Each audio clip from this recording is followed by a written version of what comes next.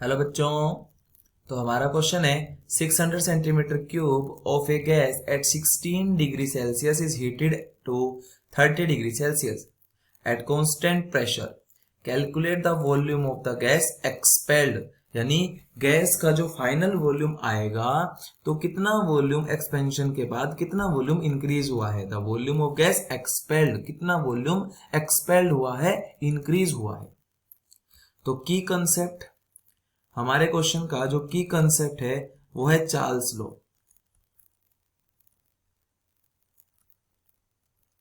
Charles law और Charles law के according क्या होता है कि volume is directly proportional to temperature in Kelvin. तो हमारे क्वेश्चन के अंदर जो गिवन टर्म्स हैं उनको वन बाय वन लिखते हैं। हमें दे रखा है, हमारे पास दिया हुआ है initial volume. The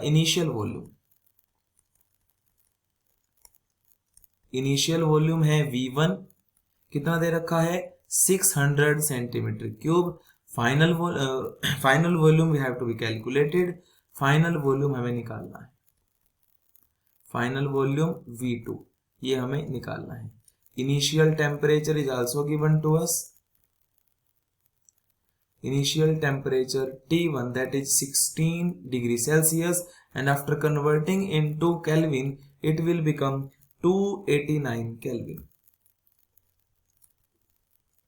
Final temperature is given to us T2 that is 303 Kelvin, because after 30 degree Celsius in converting into Kelvin it will gives to you 303 Kelvin.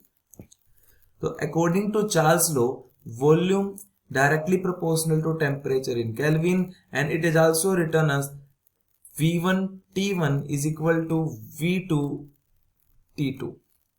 So you can write this as, you can solve this question also. Volume कितना है V1 600 divide by temperature 289 Kelvin is equal to V2 we have to be calculated 303 Kelvin.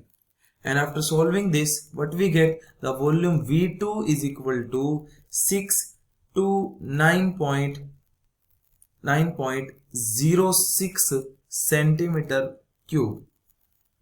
सो ये हमारा final volume जो कि expansion के बाद आया है। लेकिन हमें निकालना है कि वॉल्यूम कितना एक्सपेल्ड हुआ है। तो लिखेंगे the volume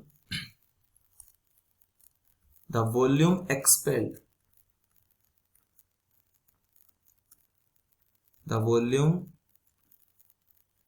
expelled is V2 minus V1 that is equal to 629.06 minus initial volume, and